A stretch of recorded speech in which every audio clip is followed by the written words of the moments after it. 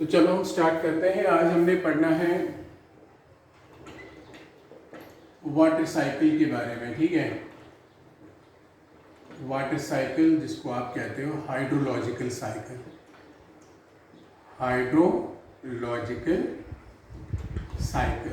देख बहुत ही सिंपल है। वाटर जो है वो कैसे सर्कुलेट होता है जो है इस ज़मीन पे, ठीक है। कैसे इसका साइकिल मेंटेन रहता है, कैसे ये सॉलिड में, लिक्विड में, डिफरेंट लिविंग ऑर्गेनिजम्स में, डिफरेंट पार्ट्स ऑफ अर्थ में जो है कैसे ये सर्कुलेट होता है, उसको हम कहते हैं वाटर साइकिल। ये जो वाटर साइकिल होता है ये 2 टाइप्स का होता है, ठीक है। Water cycle is of 2 types. इसके 2 टाइप्स होते हैं। एक होता है जिसको हम कहते हैं ग्लोबल वाटर साइकिल। क्या होता है? ग्लोबल वाटर साइकिल होता है, ठीक है। अब ग्लोबल वाटर साइकिल में क्या होता है, इसमें लिविंग ऑर्गेनिजम्स जो है वो इन्वॉल्व नहीं होते हैं, ठीक है।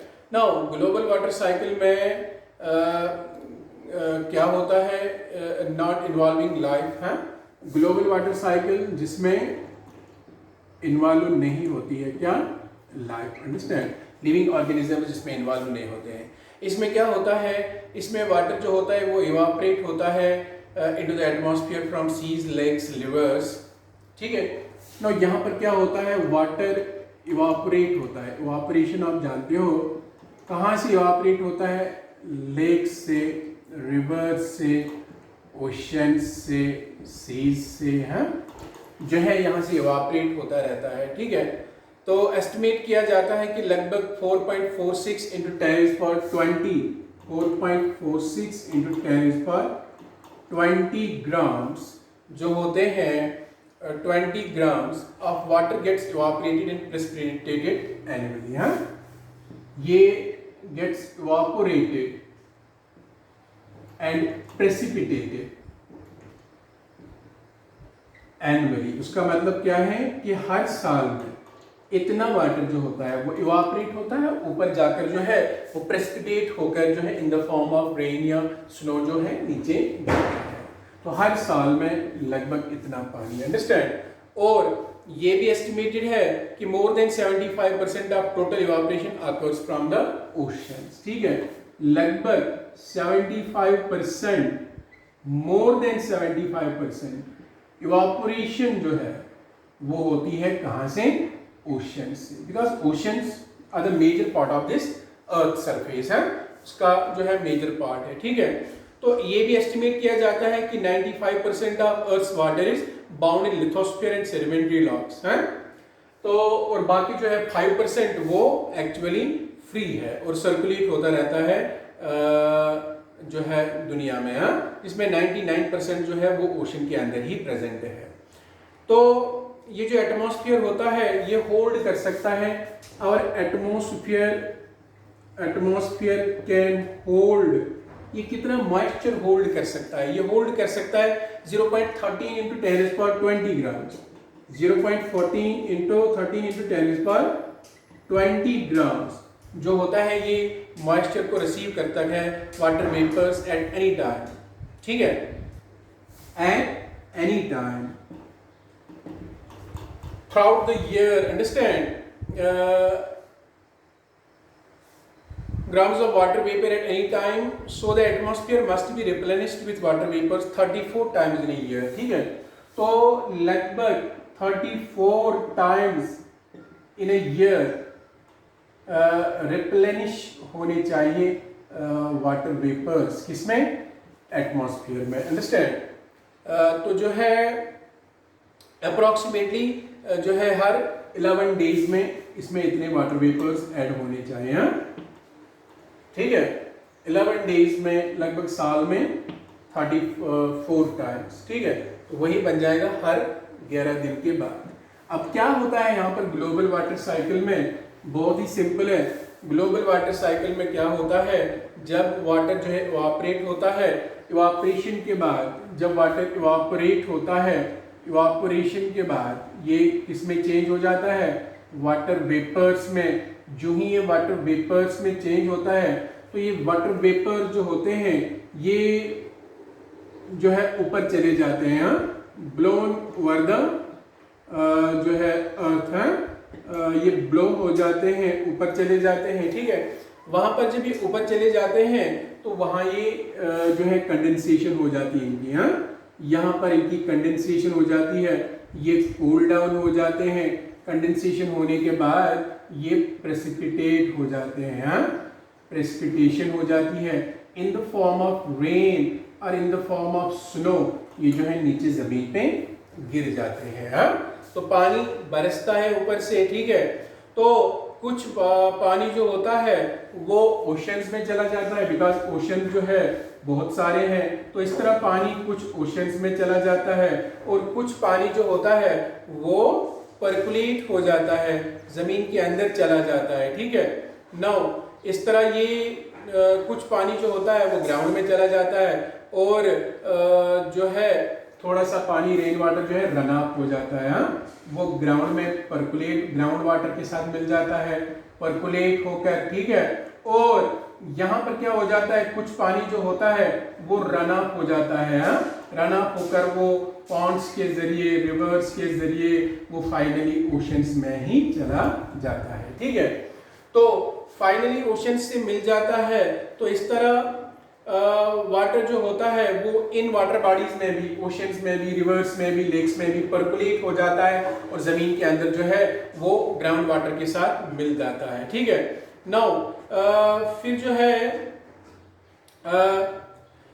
फिर यहाँ पर क्या हो जाता है, फिर यहाँ पर फिर से जो है इवापोरेशन होती है। अब फाइनली जो है पानी पहले वेपराइज हुआ था, इवापोरेशन हो गई थी, इवापोरेशन के बाद यहाँ पर पानी ऊपर चला गया वेपर फॉर्म में, वहाँ पर कंडेंस हो गया, वापस आ गया, वापस आकर वो वाटर बॉडीज में फिर से मिल गया, थोड़ा सा पानी जो है वो ज़मीन के अंदर चला गया, ग्राउंड वाटर। फिर जब ज़मीन पे ऊपर हीट गिरती है वहाँ से भी इवापोरेशन होती है पानी की, जो मिट्टी के साथ पानी जो है बाइंड होता है, या हम कहेंगे फिर जो ये पानी फाइनली जो है इन वाटर बॉडी से मिलता है, फिर यहाँ पर जो है इवापोरेशन होती है, फिर ये वेपर्स में चेंज हो जाता है, और फिर ये जाकर जो है ऊपर क्लाउड्स बनाता है, और क्लाउड्स बनने के बाद फिर इसमें प्रेसिपिटेशन होती है, और फिर इस तरह ये जो है साइकिल स्टडी स्टेट में रहता है और सर्कुलेट होता रहता है। अंडरस्टैंड? दिस इज कॉल्ड, इसको कहते हैं ग्लोबल वाटर साइकिल, बिकॉज इसमें आपने देखा इसमें लिविंग ऑर्गेनिज्म इन्वॉल्व नहीं होते हैं।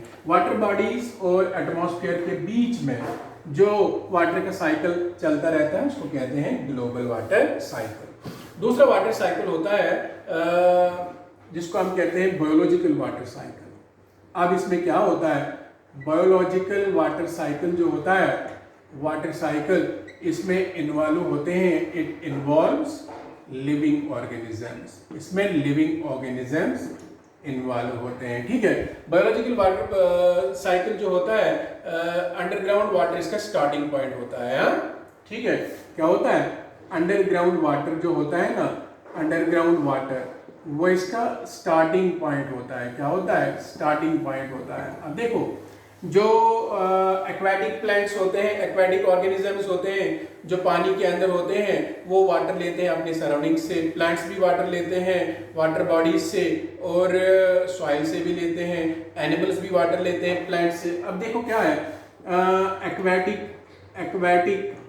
प्लांट्स या एक्वेटिक एनिमल्स जो होते हैं वो वाटर को जो है वो एब्जॉर्ब करते हैं इन वाटर बॉडीज से, ठीक है।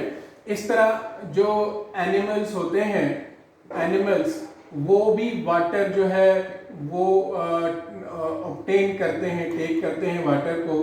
कहाँ से करते हैं, वो पीते हैं वाटर बॉडीज से, वाटर को ड्रिंक करते हैं, या वो प्लांट पार्ट्स को खाते हैं। किसको खाते हैं, प्लांट पार्ट्स को। इस तरह उनकी बॉडी में जो है वो वाटर चला जाता है, ठीक है।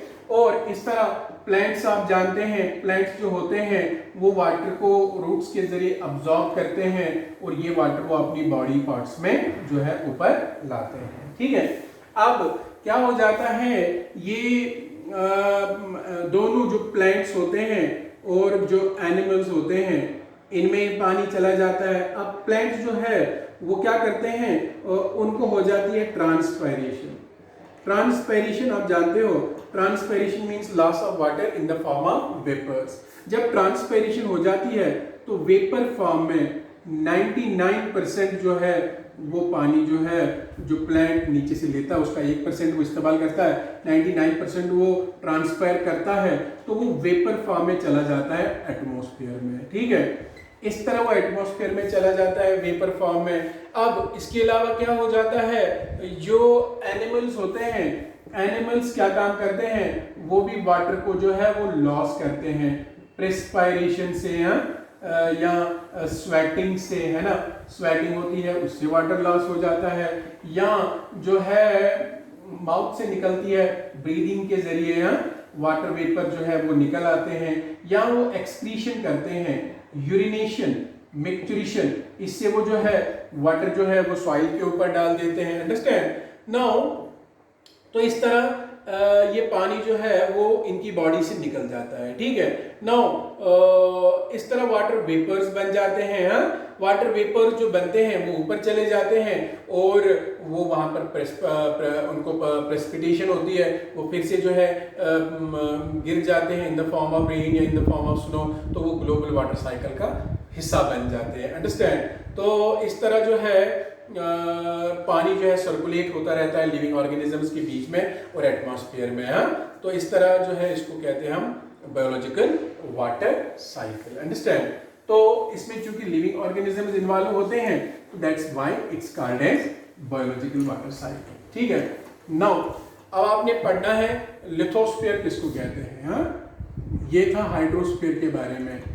अब नेक्स्ट है what do you mean by lithosphere. Lithosphere किसको कहते हैं, ये ग्रीक वर्ड है जो रॉक के लिए यूज होता है। It's also a Greek word for rock, है चट्टान के लिए, रॉक के लिए यूज होता है। एंड लिथोस्फीयर किसको हम कहते हैं, लिथोस्फीयर का मतलब होता है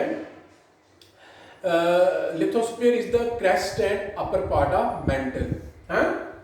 लिथोस्फीयर जनरली हम कहते हैं क्रेस्ट को, crest of earth and upper part of mental.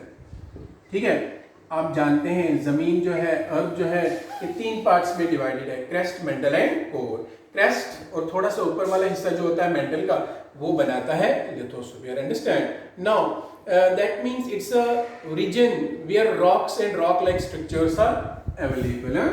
It's a region where rocks and rock like materials, जो रॉक जैसे मटेरियल होते हैं, मटेरियल्स वो यहाँ पर अवेलेबल होते हैं।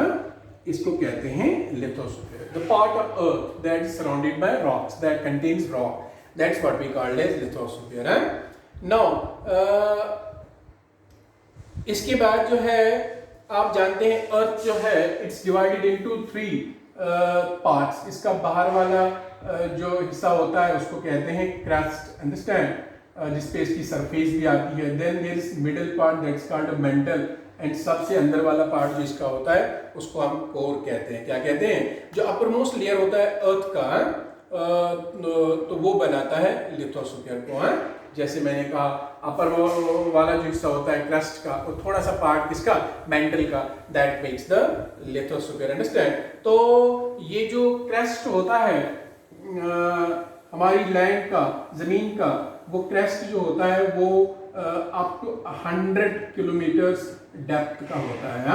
हम कहेंगे 50 से 100 किलोमीटर्स उसका डेप्थ होता है जमीन के नीचे। ठीक है, ठीक है, तो लिथोस्फीयर ओशन में भी पाया जाता है, ओशन बेड्स में ओशनिक क्रेस्ट फॉर्म में पाया जाता है, जिसको हम कहते हैं oceanic crest. Understand, now this lithosphere is also found in the oceans, ocean beds में, तो जो मेजर पार्ट बनाता है पूरे दुनिया का। अंडरस्टैंड, तो इसको कहते हैं ओशनिक क्रस्ट। क्या कहते हैं, ओशनिक क्रस्ट। और कंटिनेंट्स जो आप देखते हैं तो उनको, उनके अंदर हम कहेंगे Continental crust. Understand, oceanic crust और कंटिनेंटल क्रस्ट में थोड़ा सा फर्क होता है डेप्थ वगैरह में। तो अर्थ के जो प्लेट्स होते हैं जिनको हम टेक्टोनिक प्लेट्स कहते हैं, वो इसी लिथोस्फीयर में पाए जाते हैं, जिनको आप टेक्टोनिक प्लेट्स कहते हैं, जो मूवमेंट करते रहते हैं, वो भी इसी लिथोस्फीयर में पाए जाते हैं। अंडरस्टैंड, और जिनकी वजह से जो है अर्थक्वेक्स वगैरह आते हैं, वो भी लिथोस्फीयर में ही पाए जाते हैं, क्रस्ट के अंदर ही पाए जाते हैं, ठीक है। नाउ तो ये जो हमारा लिथोस्फीयर होता है, ये इसका स्ट्रक्चर पढ़ेंगे हम, structure of lithosphere and earth interior, ठीक है। लिथोस्फीयर का स्ट्रक्चर, ये किसका बना होता है, क्या चीज इसमें प्रेजेंट होता है, ठीक है, होती है। Structure of lithosphere and earth interior, यानी अगर जमीन जो है वो अंदर से कितने पार्ट्स की बनी है, ठीक है। नाउ तो जैसे मैंने कहा, ये जो लिथोस्फीयर होता है ये डिवाइडेड होता है जो है 3 पार्ट्स में, understand. There is one is called oceanic lithosphere and other is called as continental lithosphere. एक को हम कहते हैं ओशनिक लिथोस्फीयर एंड दूसरा जो होता है उसको कहते हैं कॉन्टिनेंटल लिथोस्फीयर, ठीक है। Oceanic lithosphere and continental lithosphere. Oceanic lithosphere जो होता है it consists mainly of mafic, हाँ, इसमें कंसिस्ट्स ऑफ मैफिक, इसमें मेनली मैफिक आता है। मैफिक क्या होता है, that is rich in magnesium and iron, जिसमें Ma का मतलब होता है मैग्नीशियम एंड Fe जानते हो, F मीन्स फेरस जो होता है आयरन को बोलते हैं, understand. Then it's rich in magnesium and iron, इसमें बहुत ज़्यादा मैग्नीशियम और आयरन प्रेजेंट होता है। इसको मैफिक क्रस्ट कहा जाता है, एंड अल्ट्रा मैफिक। तो मैफेनिक क्रस्ट इसमें आता है एंड अल्ट्रा मैफिक मेंटल इसमें आता है। अल्ट्रा मैफिक मेंटल जो होता है जिसमें 90% मैफिक जो है वो पाया जाता है, 90% मैफिक, मैग्नीशियम में आयरन जो इसमें पाया जाता है, ठीक है। तो दूसरा होता है it is denser then continental जो है क्रस्ट, है कॉन्टिनेंटल लिथोस्फीयर। ओशनिक लिथोस्फीयर जो होता है वो डेंसर होता है, इससे देन कॉन्टिनेंटल लिथोस्फीयर, इससे जरा डेंस होता है, अंडरस्टैंड। देन दूसरा होता है कॉन्टिनेंटल लिथोस्फीयर, इसको कहा जाता है कॉन्टिनेंटल क्रस्ट, ठीक है। Continental lithosphere is also called as continental crust, इसको कॉन्टिनेंटल क्रस्ट कहा जाता है। ये जो कॉन्टिनेंटल क्रस्ट होता है it is a layer of igneous sedimentary rocks that forms the continents and the continental shelves, layer of igneous and sedimentary rocks, ये igneous और sedimentary rocks की लेयर होती है जो continents को बनाती है, that forms the continents, जो भी आप continents जानते हो,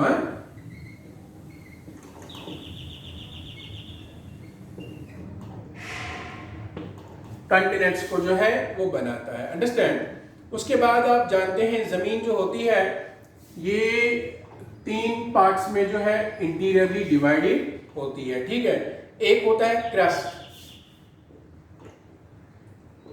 क्रस्ट आप जानते हो ये आउटर मोस्ट लेयर होती है, किसकी, outer most layer of earth, understand. जमीन की आउटर मोस्ट लेयर एंड जिसकी डेंसिटी लगभग कितनी होती है 2.8 to 3.4, डेंसिटी इसकी 2.8 to 3.0 GCmL होती है, ये इसकी डेंसिटी होती है, अंडरस्टैंड। एंड एवरेज थिकनेस जो होती है वो इसकी 60 किलोमीटर्स होती है। एवरेज थिकनेस जो है वो 60 किलोमीटर्स है, किसका, क्रस्ट का। इसमें कॉन्टिनेंटल क्रस्ट और ओशनिक क्रस्ट दोनों आते हैं और लाइफ इसी में पाई जाती है, contains continental and oceanic crust, और life exists in this part है, this layer, इसी लेयर के ऊपर जो है वो लाइफ पाई जाती है। अंडरस्टैंड? उसके बाद मेंटल होता है, सेकेंड लेयर ऑफ अर्थ, ठीक है। दूसरा लेयर इसका होता है मेंटल, जो इसका दूसरा लेयर होता है second layer of earth below crust, crust के नीचे। इसकी डेप्थ जो होती है extends from 60 kilometre to 2900 kilometre. तो 60 किलोमीटर से 2900 यानी 2900 किलोमीटर तक ये प्रेजेंट होता है। अंडरस्टैंड? एवरी डेंसिटी इसकी जो होती है, इसकी डेंसिटी जो होती है वो 2.7 GCmL होती है। अंडरस्टैंड? क्यूबिक सेंटीमीटर होती है, सॉरी, एवरेज डेंसिटी इसकी होती है। तो 83% of total volume and 68% of total mass of earth है। So this mantle forms 83% of total volume of earth, total volume of earth and 67% of total mass of earth है। कौन बनाता है? ये मेंटल ही बनाता है। अंडरस्टैंड? 68% मेंटल बनाता है, और ये बना होता है silicate rich iron and magnesium का। It's made up of silicate, iron and magnesium, ठीक है। ये सिलिकेट का बना होता है एंड इसमें आयरन एंड मैग्नीशियम भी पाया जाता है, ठीक है। तो ये होता है इसका क्रस्ट एंड मेंटल, जो जमीन का दूसरा पार्ट लेयर होता है। उसके बाद आता है इसका कोर, तीसरा हिस्सा जो होता है इसका, उसको बोलते हैं कोर। तो कोर जो है वो डीपेस्ट लेयर ऑफ अर्थ होती है। अंडरस्टैंड? डीपेस्ट लेयर ऑफ अर्थ, सबसे अंदर वाली लेयर, और ये कहां से एक्सटेंड होती है? फिर एक्सटेंड्स फ्रॉम, अभी मैंने कहा मेंटल 2900 किलोमीटर तक होता है। 2900 किलोमीटर से लेकर ये 6371 किलोमीटर तक होता है। 6371 किलोमीटर ये जमीन के अंदर तक होता है। तो इसकी डेंसिटी जो होती है 4.3 to 11 grams, density 4.3 to 11 grams cubic centimetre इसकी जो है डेंसिटी होती है। तो कोर वॉल्यूम जो होता है वो 16% ऑफ अर्थ टोटल वॉल्यूम होता है, एंड कोर मास जो होता है वो 32%। Core volume is equal to, इसका वॉल्यूम जो होता है वो 16% ऑफ अर्थ टोटल वॉल्यूम होता है। 16% ऑफ अर्थ टोटल वॉल्यूम है, एंड मास जो होता है वो होता है कितना? 32% ऑफ अर्थ टोटल मास है।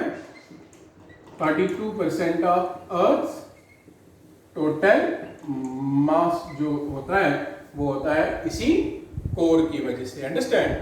तो कोर जो होता है वो फर्दर डिवाइडेड होता है दो जोन्स में है। एक होता है आउटर कोर, दूसरा होता है inner core. It's also divided into 2 zones. इसके भी 2 जोन्स होते हैं, एक इनर कोर होता है, एक आउटर कोर होता है। तो पहले कौन होगा? फिर आउटर कोर, दूसरा कौन होगा? Inner core. आउटर कोर जो होता है वो कहां से शुरू होगा? फिर 2900 किलोमीटर से लेकर 5150 किलोमीटर तक, ठीक है। तो ये कहां से शुरू होगा? फिर 5150 किलोमीटर से 6371 किलोमीटर तक। अंडरस्टैंड?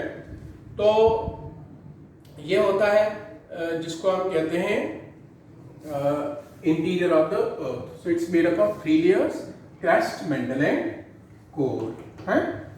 इसके बाद आपने जो है वो पढ़ना है composition of lithosphere. Composition of lithosphere है, लिथोस्फीयर का कंपोजिशन पढ़ना है। देन आप जानते हैं जो लिथोस्फीयर होता है, तो लिथोस्फीयर 95% इग्नियस रॉक्स का बना होता है। 95% कौन से रॉक्स का बना होता है? इग्नियस रॉक्स का बना होता है। इसमें 0.7% इग्नियस रॉक्स यानी जो है 95% इग्नियस रॉक्स, 4% शेल, 4% इसमें शेल होता है। देन 0.75% सैंडस्टोन, 0.75% इसमें सैंडस्टोन होते हैं, एंड देन 0.25% लाइमस्टोन है। 0.25% इसमें लाइमस्टोन, सबसे ज्यादा ये इग्नियस रॉक्स का बना होता है। अंडरस्टैंड? देन 3 किस्म की रॉक्स इसमें पाई जाती है। 3 टाइप्स ऑफ रॉक्स इस लिथोस्फीयर में पाए जाते हैं। कौन कौन? नंबर ए है जिसको कहते हैं इग्नियस रॉक्स, नंबर बी जिसको कहते हैं मेटामॉर्फिक रॉक्स, एंड नंबर 3 इसमें होती हैं सेडिमेंट्री रॉक्स। ठीक है, देखो 3 किस्म की रॉक्स होती है। इग्नियस रॉक्स, पहली वो एक्चुअल रॉक है जो दुनिया में बनी थी, जिसको हम कहते हैं इग्नियस रॉक। इग्नियस रॉक्स से ही बनते हैं फिर सेडिमेंट्री रॉक्स, और बाद में यही 2 रॉक्स कन्वर्ट हो जाते हैं मेटामॉर्फिक रॉक्स में। इग्नियस रॉक्स क्या होते हैं? इग्नियस रॉक्स जो होती हैं, these are formed from the molten liquid minerals lie below the earth's crust, है ना। जो मोल्टन लिक्विड मिनरल्स होते हैं, जो हॉट मोल्टन मटेरियल प्रेजेंट होता है जमीन के अंदर, जब वो मोल्टन मैटर जो होता है जब वो कोल डाउन हो जाता है, तो that gets converted into igneous rock. Understand? They are formed from magma that cools beneath the earth's surface, or from lava that cools upon the earth's surface. है वो इसी magma के बने होते हैं। जो hot material जमीन के अंदर होता है उसके बने होते हैं। जो cool down होता है जमीन के अंदर, या जो लावा बाहर निकल के आता है और फिर जमीन की सरफेस के ऊपर cool down होता है, that gets converted into igneous rock। है तो ये इग्नियस रॉक्स का बनना यानी अंदर बनना और बाहर बनना, दीज आर कॉल्ड एज, इसको कहते हैं intrusive and extrusive formation of igneous rocks. ठीक है, नाउ इग्नियस रॉक जो होती है ये magma के एक्चुअल कूलिंग डाउन से बनती है, और सबसे अबंडेंट इग्नियस रॉक जो पाई जाती है लिथोस्फीयर में, दैट इज बेसाल्ट। उसको बोलते हैं BASALT। Basalt is the most abundant igneous rock found in the lithosphere। उसके बाद सेडिमेंट्री रॉक्स। सेडिमेंट्री रॉक्स जो होते हैं ये बन जाते हैं लिथिफिकेशन से, cementing, compaction and hardening of existing rocks और the bones, shells and pieces of formerly living things. जब लिविंग थिंग्स के बोन्स बचते हैं, शेल्स बचते हैं, या जो ऑलरेडी रॉक्स होते हैं वो उनकी लिथिफिकेशन होती है, सीमेंटिंग होती है, वो पीसेस में ब्रेक डाउन हो जाते हैं, and that gets converted into sedimentary rock. Understand? Now ये सेडिमेंट्री रॉक जो होती है, रॉक्स की आप जानते हैं वेदरिंग होती रहती है, और जो वेदरिंग होती रहती है, जब इग्नियस रॉक्स की वेदरिंग होती है, टिनी टिनी पार्टिकल्स में वो ब्रेक होते हैं। ये पार्टिकल्स पानी के जरिए से चले जाते हैं, बारिश की चले जाते हैं ओशन में। तो ओशनिक फ्लोर में क्या हो जाता है, वहां पर वो जो है वो sediments in the form of sediments वहां पर डिपॉजिट होते हैं, और वो जो है फिर अंडर प्रेशर कन्वर्ट हो जाते हैं सेडिमेंट्री रॉक्स में। ठीक है, then metamorphic rock. Metamorphic rock जो होता है, मेटामॉर्फिक का मतलब होता है change form. It's formed by applying greater pressure and temperature to existing rock। जो ऑलरेडी रॉक प्रेजेंट है, जब उस पर क्या हो जाता है, जब उस पर बहुत ज्यादा प्रेशर और टेम्परेचर पड़ता है, तो वो कन्वर्ट हो जाता है एक नए रॉक में, जिसको हम कहते हैं metamorphic rock. Igneous rocks, sedimentary rocks and even other metamorphic rocks are and be modified into metamorphic rocks है। इग्नियस रॉक हो या सेडिमेंट्री रॉक हो या कोई और मेटामॉर्फिक रॉक हो, वो मॉडिफाई हो जाती है under high pressure and under high temperature वो चेंज हो जाती है मेटामॉर्फिक रॉक्स में, ठीक है। तो the mineralogical composition of lithosphere has been computed as follows by Clarke and Washington in terms of volume percentage. तो मिनरलोजिकल कंपोजिशन जो लिथोस्फीयर का है वो किसने दिया था, आपकी बुक पे लिखा हुआ है मिनरलोजिकल कंपोजिशन ऑफ लिथोस्फीयर, यानी कौन कौन सा मिनरल इसमें पाया जाता है। Mineralogical composition of lithosphere, this was computed by, ये किसने कंप्यूट किया था, एक का नाम था क्लर्क एंड दूसरे का नाम था वॉशिंगटन है, उन्होंने किया था इन टर्म्स ऑफ वॉल्यूम परसेंटेज। तो कौन कौन सा मिनरल इसमें पाया जाता है और उसका वॉल्यूम परसेंटेज कितना होता है, अंडरस्टैंड। पहला मिनरल है जिसको कहते हैं क्वार्ट्ज। क्वार्ट्ज जो होता है इसकी परसेंटेज होती है लिथोस्फीयर में 11%। दूसरा होता है जिसको बोलते हैं एल्कली फेल्सपर है, एल्कली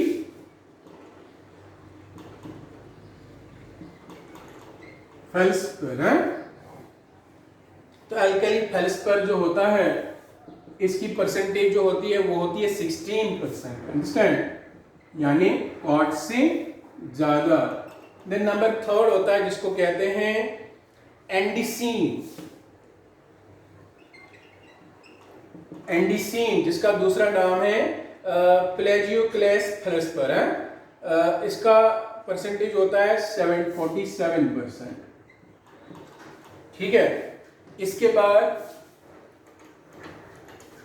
इसमें नंबर 4 जो मिनरल प्रेजेंट होता है उसको बोलते हैं हम एम्फियोबोल्स एंड बायोटाइप्स, एम्फियोबोल्स एंड बायोटाइप्स, वो इसमें प्रेजेंट होते हैं कितने, दैट्स प्रेजेंट 20%, हाँ। इसके अलावा इसमें मैग्नीटाइट होता है, मैग्नीटाइट मिनरल पाया जाता है लिथोस्फीयर में। मैग्नीटाइट का परसेंटेज जो होता है वो 5% होता है, 5% होता है। इसके अलावा नंबर 6 एपेटाइट होता है, एपेटाइट जो होता है वो 1% होता है, अंडरस्टैंड। तो ये टोटल कितना बनता है 100%, अंडरस्टैंड। 50 और 20 70 71 और 47 कितने होते हैं, कुल मिला के ये जो है वो बन जाता है 100%, अंडरस्टैंड। नाउ ये 5% है, 20 25 26 इसके साथ 47 प्लस करेंगे तो 73 and then 16 and 11, this will also make 23, understand, then 27 and this will give 100%, ठीक है। तो this analysis is average mineralogical composition of lithosphere, तो इसको हम कहते हैं मिनरलोजिकल कंपोजिशन ऑफ लिथोस्फीयर, ठीक है। इसके अलावा आपने पढ़ना है biogeochemical cycles in the ecosystem. आपने 9th में भी ये पढ़े हैं, कार्बन साइकिल पढ़ना है, नाइट्रोजन साइकिल पढ़ना है और फास्फोरस साइकिल पढ़ना है। उसके बाद पढ़ेंगे हम नेचुरल डिजास्टर्स हैं और कैसे उनसे हम बच सकते हैं या क्या होते हैं, कितने खतरनाक होते हैं, जैसे अर्थक्वेक्स हैं, साइक्लोन्स हैं, उनके बारे में आपको पढ़ना है। वो भी आपने छोटी छोटी क्लास में पढ़ा है, थोड़ा सा हम भी पढ़ाएंगे उनके बारे में। तो कल हम पढ़ेंगे जो है जियोकेमिकल साइकिल्स जो इकोसिस्टम के अंदर होते हैं। तो आज के लिए इतना काफी है।